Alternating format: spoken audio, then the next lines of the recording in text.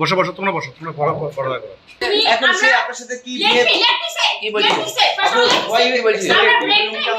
হলো এই স্কুলে অনেক সুযোগ সুবিধা দিচ্ছে সরকারে, যেটা হলো এখানে সরকারে ম্যাডামদের জন্য এবং স্যারদের জন্য নাস্তার ব্যবস্থার জন্য গ্যাস চুলা পর্যন্ত দিচ্ছে। কিছু আমাদের কাছে অভিযোগ আছে গ্যাস চুলাতে এরা রান্না করে বাড়িতে পর্যন্ত নিয়ে যায়, বাড়িতে নিয়ে এরা খাওয়া দাওয়া করে এখান থেকে রান্না করে নিয়ে যায়।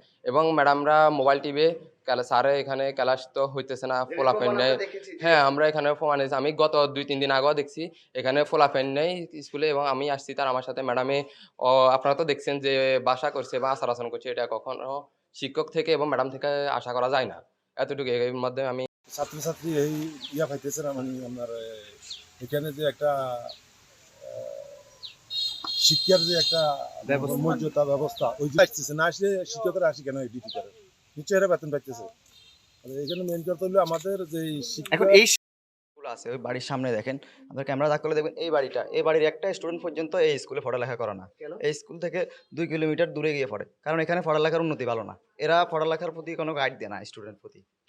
স্কুলে দেখেন স্টুডেন্টগুলো দেখেন একটা গায়ে কোনো ড্রেস নেই, সবগুলা কোনো ডিসিপ্লিন নেই, কোনো কিছুই নেই, কোনো ডিসিপ্লিন নেই, কিছু নেই, লুঙ্গি পরে পর্যন্ত আসে। 6 জন শিক্ষক। আর শিক্ষার্থী বর্তমানে আজকে উপস্থিত আছে কতজন? উপস্থিত পুরো হিসাব তো আমার কাছে নাই। আমার এখানে পঞ্চম শ্রেণীতে আমাদের এখানে 4 জন ক্লাস পড়ে। স্টুডেন্ট আগে থেকেই কম এই স্কুলটাতে। স্যার আমি আমরা আসছি, আমরা চেষ্টা করতেছি।